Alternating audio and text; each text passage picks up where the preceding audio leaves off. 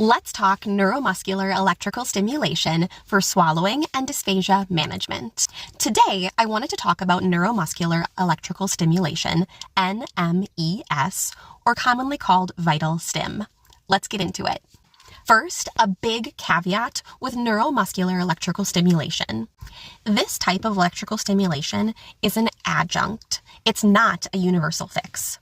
Systematic reviews summarize mixed but promising results, with many individuals benefiting with NMES combined with targeted dysphagia therapy, especially in post-stroke and Parkinson's disease populations. However, that really varies based on electrode placement, parameters, and patient selection, meaning results vary. And that's important to know. When selecting individuals to participate in electrical stimulation, there's a couple criteria that are important to identify.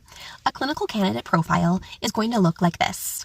Patients who have residual muscle weakness, intact cognition for participation, and clear physiologic targets where muscle activation is desirable. You need to be careful because you need to avoid neuromuscular electrical stimulation as the only therapy in patients with primarily sensory deficits or severe cognitive inability to participate.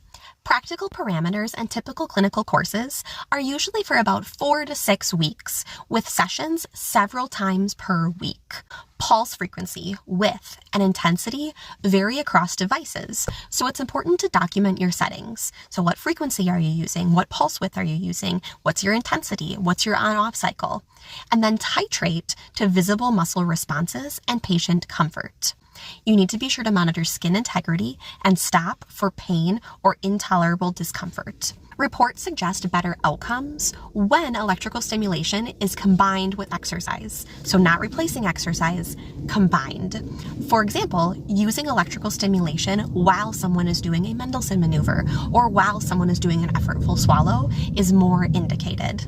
Bottom line, electrical stimulation can be helpful for selected patients, but it needs to be used with clear protocols, trained clinicians, and careful documentation. You can't always expect universal benefit, and it always should be paired with therapeutic exercise. So things like Mendelssohn maneuvers, effortful swallows, chin tuck against resistance. Those are great exercises to pair with electrical stimulation if it's indicated for that patient, and someone is trained in how to use that electrical stimulation, often called neuromuscular electrical stimulation or VitalStim.